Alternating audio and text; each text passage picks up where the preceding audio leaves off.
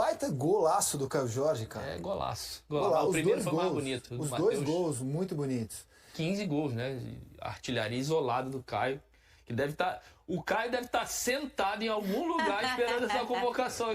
Mas quem tem saído pouco do banco é a maior contratação do Cruzeiro para a temporada, o Gabigol.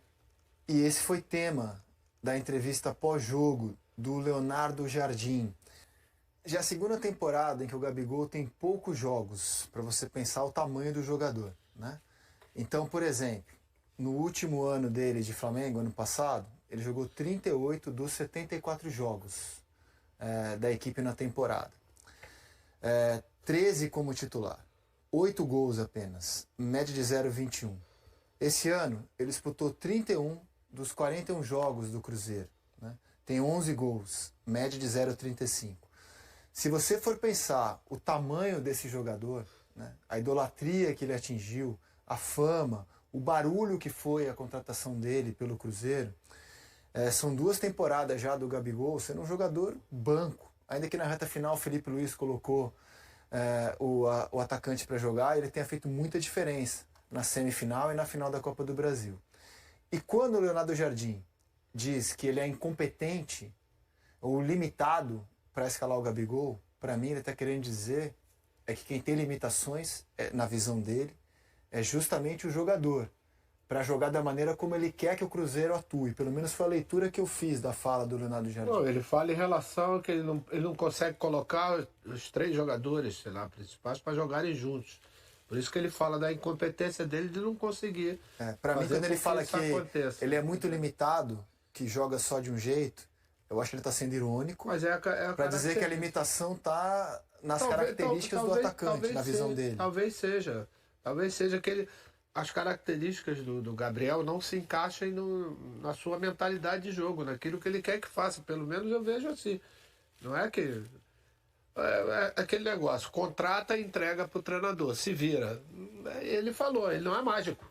Entendeu? Ele tem suas convicções. Não era ele o treinador. Não era o treinador. Quando contrataram o Gabriel. Mas chegou nesse ponto, precisa ser mágico para colocar um cara desse tamanho no time? Não, eu acho que o Gabigol tem que refletir muito sobre a carreira dele, cara. Sabe por que você olha, por exemplo, quando ele fala isso? O Dorival conseguiu botar o Gabriel e o Pedro para jogar. Sim. Os dois sendo titulares, os dois sendo goleadores, mas não é toda hora que isso vai acontecer, entendeu? Precisa que um treinador, de repente, tenha outra visão em relação a isso. Mas o Gabigol chegou nesse ponto, ele tem que rever um monte de coisas. Exato. Um monte de coisas.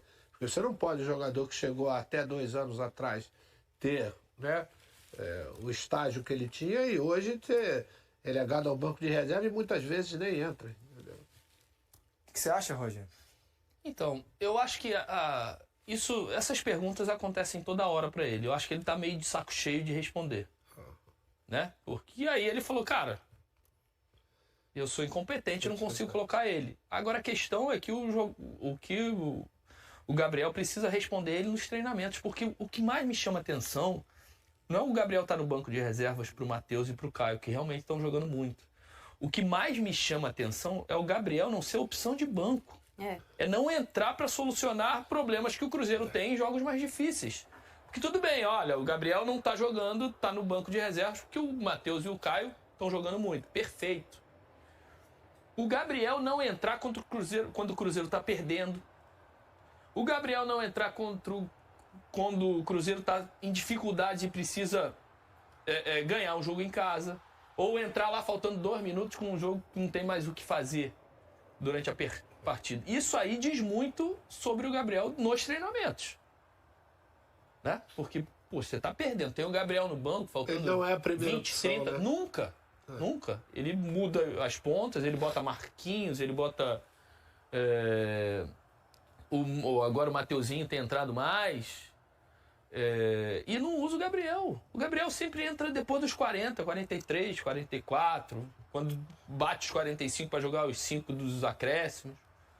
E aí, cara, nada me diz que nos treinamentos, diferente do que nos treinamentos, o Gabriel não consegue responder ao que o treinador quer.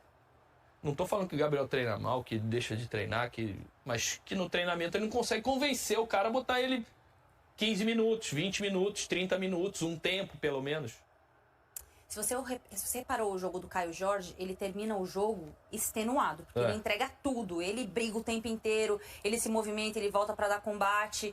Às vezes o Matheus Pereira fica um pouco na área, ele volta pelas costas do Matheus Pereira fazendo a cobertura. Ele tá na briga o tempo inteiro.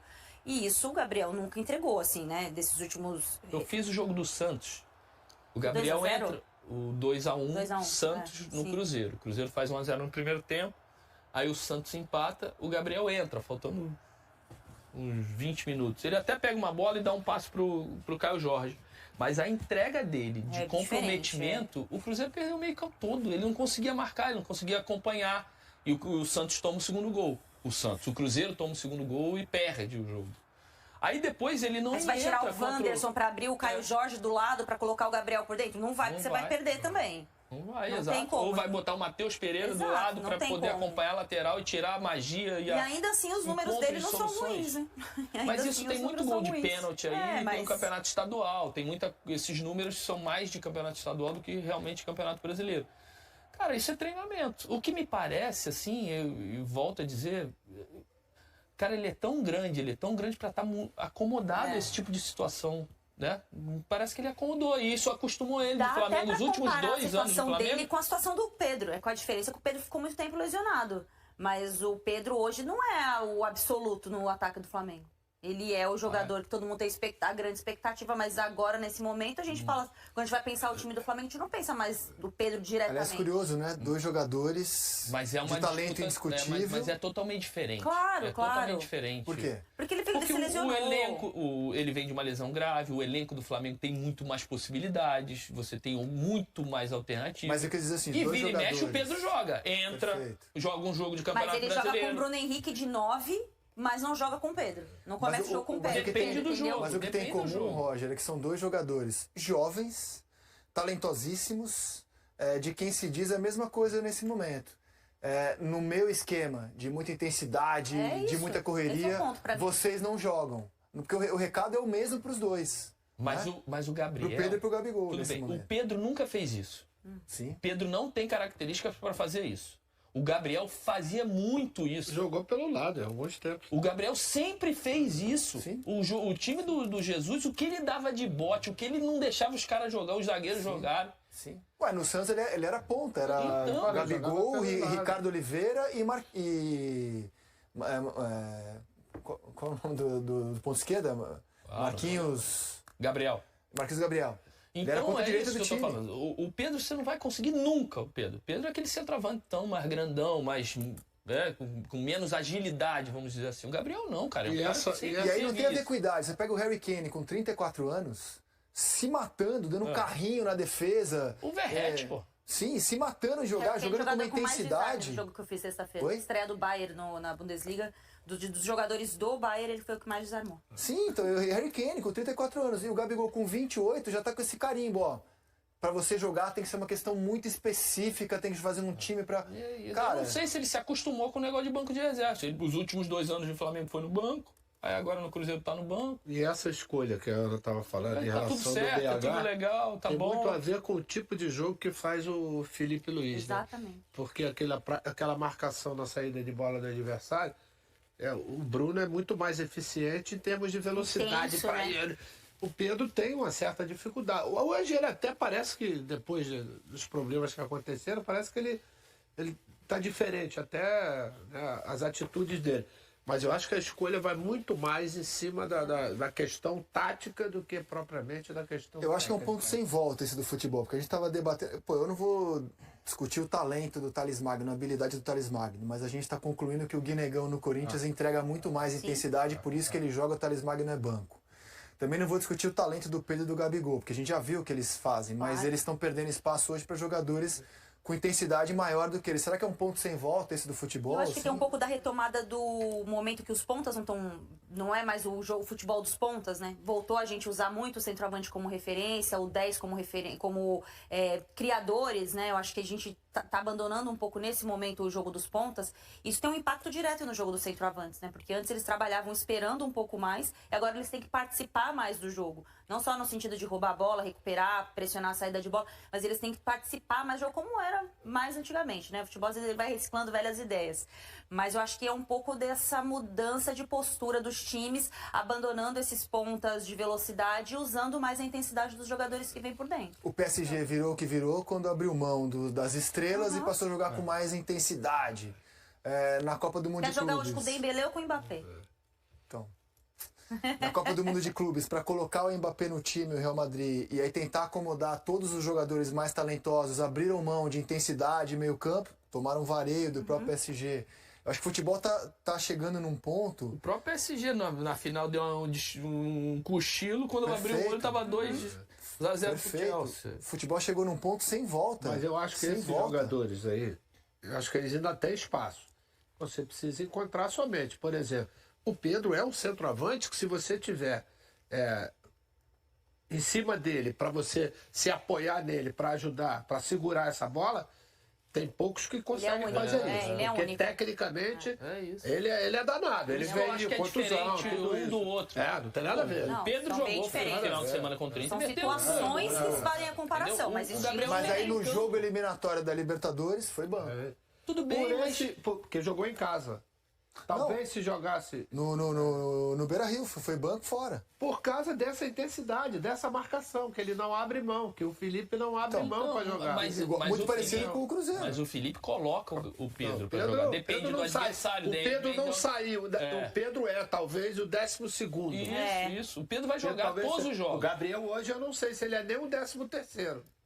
Porque o Leonardo Jardim tem colocado outros jogadores antes do Gabriel para tentar ser essa opção de banco. Você vê, o Vitor Roque, que vai jogar hoje, ele é elogiado não pelos gols que marca, mas pela intensidade, como ele se mata em campo, como ele faz o trabalho E sujo. ele começa a mudar a chave já dele mudou. no Palmeiras quando ele começa a mudou. pressionar a bola. Sim, já mudou. Ele faz um jogo contra o Atlético Mineiro, eu até trabalhei nesse jogo. E ele tem uma grande atuação, porque ele tá intenso, ele sai, rouba a bola, vem na entrada da área, impede a saída de bola do adversário. E aí a chave começa a mudar e aí ele começa a entrar no ritmo que o Abel queria. Cara, o Por isso Gabigol que eu tá com falo. 28 Por anos. isso que eu É o falo. auge. O Gabriel É o auge pode físico. fazer isso, porque ele já fez. E ele tem idade pra fazer. Pode fazer. E aí eu não sei o que tá acontecendo nos treinamentos, porque ele não tem... Ele, nos últimos jogos, eu acho que ele entra faltando 2, 3 minutos. E tem jogo que ele nem entra. Não, mas o número Contra o de- Mirassol. O número de jogos é Ele até não grande. entrou. São 41 jogos, ele entrou em 31. Mas se você for olhar o número de minutos que ele jogou, né, Entre aos naturalmente vai ser 80, aos baixíssimo. 85, aos Entendeu, André, que eu 80. quero E dizer? tem que ver isso. Se pegar os números do Gabriel com o Leonardo Jardim, isso aí diminui demais. Sem dúvida. Porque a gente está colocando o campeonato estadual, a gente está Sem colocando dúvida. uns gols, muitos Sem dúvida. gols de pênalti que ele fez, e ele ainda em campo, se acontece um pênalti, é ele que O bate. Caio Jorge ganha posição a partir do jogo contra o São Paulo, no Morumbis. É a partir dali que o time do Cruzeiro passa a ser desenhado sem Dudu e sem Gabigol e passa a ser o candidato ao título brasileiro, porque o Cruzeiro se E mantém ele como fala isso. candidato ao título. Ele fala, olha, Exato. não tô conseguindo, vou dar minha última cartada sem as duas estrelas, que ele tirou o Dudu e o Gabriel. Eu achei essa entrevista muito emblemática, assim, dele Ele falar, fala isso, tira os dois, e a partir dali o Cruzeiro decola. Tanto que o Dudu vai embora, o Gabriel praticamente é pouquíssimo utilizado. Era bom até ver esses números do Gabriel só com o Leonardo Jardim. O Cruzeiro realizou sua segunda sessão de treinamento visando o confronto contra o Atlético Mineiro, que será o primeiro jogo das quartas de final da Copa do Brasil. Embora a partida ocorra na Arena MRV, que possui um campo sintético, a equipe está praticando na grama natural da Toca da Raposa. O treinador Leonardo Jardim espera poder contar com Luiz Sinisterra e Marquinhos para o clássico. O jogador colombiano chegou a Belo Horizonte na semana anterior, submeteu-se a exames e fez atividades físicas. Neste domingo participou do seu primeiro treino com os demais jogadores, ao contrário do que ocorreu nesta segunda-feira, quando ele fez exercícios mais específicos no campo. Ele já está registrado no BID e, se for utilizado no clássico, deverá entrar em campo apenas por poucos minutos. Devido a lesões musculares, Sinisterra não joga desde maio, período em que estava no Bournemouth. Recentemente participou normalmente dos treinos de pré-temporada do time inglês, ficando de fora apenas dos amistosos. Marquinhos, por sua vez, não pôde jogar nos duelos contra Mirassol Internacional devido a um desconforto muscular na coxa. Não houve um diagnóstico de lesão, e ele voltou a treinar com o restante da equipe neste domingo, participando também das atividades desta segunda-feira. O volante Ryan Guilherme, recém-contratado do Fortaleza, ainda não treinou com o time nesta segunda. Ele está realizando exames e testes físicos antes de ser oficialmente anunciado. Para estar disponível no jogo de volta contra o Atlético, ele precisa ser registrado no BID da CBF até esta terça-feira. Atualmente os desfalques confirmados no Cruzeiro são Fagner, Janderson e João Marcelo. Os 2 primeiros estão em tratamento médico, enquanto o terceiro ainda participa parcialmente dos treinos com a equipe, após se recuperar de uma cirurgia no joelho. E aí galera, o que acharam? Deixem suas opiniões nos comentários. Não se esqueçam de deixar o like, se inscrever no canal e ativar o sininho para receber as notificações. Até mais, Nação Celeste! Vamos pra frente!